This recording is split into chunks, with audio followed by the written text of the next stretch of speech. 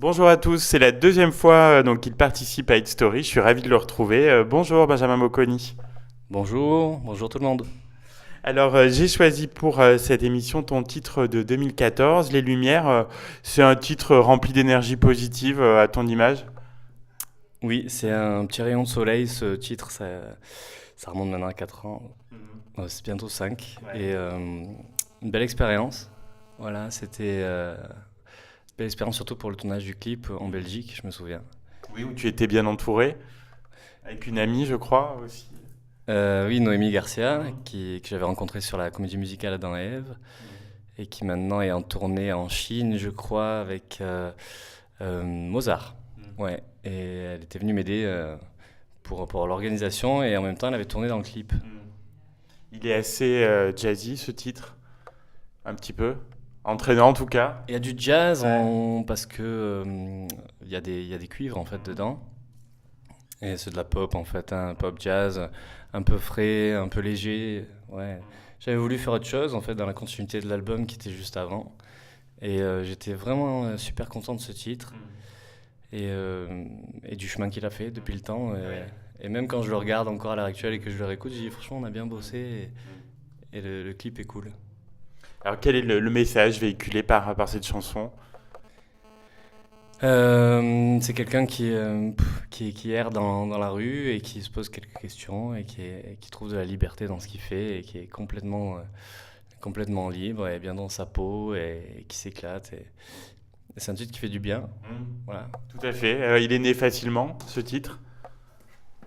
Euh, alors, il est né bien avant d'être enregistré comme il a été avec le clip et plusieurs années avant. Mhm. C'est un auteur qui m'a fait écouter une maquette, voilà, avec ce titre-là.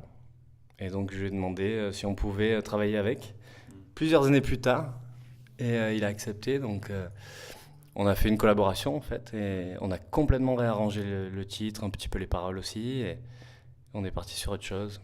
Donc, c'est une collaboration. Mhm. Et c'est une chanson qui a bien plu à ton public. Oui, Ouais. oui, c'est une chanson qui a bien plu. Il s'attendait pas à ça, et quelque chose en français, quelque chose de frais. C'était dans la mouvance actuelle. Mhm. Je pense qu'ils ont apprécié. Alors heureux d'être là à Issoire ce soir pour les voix de la télé, bien entouré.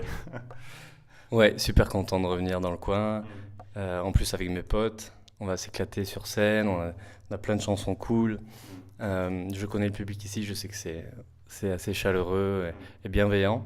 Donc ça c'est top. Et puis sur scène on est toujours bien, on se sent toujours bien. Donc y a pas de C'est souci. l'endroit où tu te sens le mieux au monde? Non. Ouais, Ouais. ouais, c'est ça, carrément. C'est là où on peut être le mieux, quoi. Mhm. C'est ressourçant, ça donne des énergies. Et puis après, on est parti pour quelques mois. Ça rebooste. Ouais, carrément, ça fait beaucoup de bien. C'est important pour nous. Alors, tu as récemment enregistré une reprise live d'un morceau de Lady Gaga, donc issu de Star Is Born. Il est disponible d'ailleurs sur les plateformes de téléchargement et on peut aussi l'écouter sur YouTube. Alors, pourquoi ce choix? Pourquoi ce choix? J'ai adoré le film, j'ai écouté toute la BO et j'avais envie de reprendre un des titres, alors pas forcément les plus connus et ceux qui sont le plus repris. Et c'est vrai que cette chanson-là m'a beaucoup plu dès que je l'ai écoutée. Et j'ai décidé de faire un cover dessus, donc j'ai fait un petit réarrangement électro, parce que normalement c'est juste piano-voix. J'ai refait l'arrangement et puis j'ai enregistré et je l'ai balancé sur les réseaux. Et en plus, il a bien marché, donc je l'ai mis en streaming en fait. Donc on peut l'écouter et sur YouTube et sur toutes les plateformes de téléchargement. Une très, très belle reprise. Alors, la dernière fois qu'on s'était vu, donc tu étais très investi dans le projet Dio. Est-ce que c'est toujours d'actualité? C'est un projet qui est toujours d'actualité, qui est un petit peu en sommeil en ce moment. Voilà, parce que j'ai des projets en fait en cours, j'ai beaucoup de projets en cours. Je fais beaucoup de choses. Voilà, je travaille dans la musique, mais dans plein de Oui. domaines différents. Et tu es coach vocal, notamment, ça te Ouais. plaît bien? Je suis coach depuis plusieurs années, j'organise des stages un petit peu partout en France, pas seulement dans ma région. Et je fais de la musique en fait, mais avec plein de projets différents. J'ai un projet pop, j'ai un projet swing, j'ai un projet chanson française et je fais énormément d'événementiels à l'échelle internationale, parce que je travaille avec des agences. Et donc c'est vrai que ça me permet de faire beaucoup de choses dans la musique et d'en vivre, voilà, parce qu'il faut en vivre. Et mes projets, voilà, c'est tout ça. Mais mon projet en ce moment, c'est de faire un petit peu de tout.